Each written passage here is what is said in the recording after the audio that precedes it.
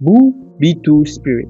Hozirda dunyodagi eng mukammal va eng qimmat bombardimonchi samolyot. Uning narxi 2 milliard dollardan oshadi. Uni boshqa samolyotlardan ajratib turadigan eng muhim jihati bu stealth texnologiyasi, ya'ni radarlarga deyarli tushmasligi. Samolyotning maxsus shakli radar to'lqinlarini qaytarib yubormay, turli yo'nalishlarga sochadi. Tashqi qoplamasi esa ularni yutib oladi. Dvigatellari korpus ichiga joylashtirilgan.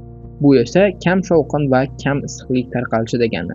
Natijada issiqlik orqali aniqlovchi tizimlar ham uni ko'pincha payqamay qoladi. U taxminan 94 ming litr yoqilg'i bilan 11 ming kilometr masofani bosib o'ta oladi. Agar unga havoda yoqilg'i quyilsa, u 40 soatdan ortiq uzluksiz uchib, Yerning deyarli istalgan nuqtasigacha yetib borishi mumkin. Shular tufayli B2 Spirit dunyodagi eng xavfli va eng yashirin havo qurollaridan biri. Hozirda undan 21 tadan 19 tasi qolgan. Ikkitasi esa texnik nosozlik sabab ishdan chiqqan.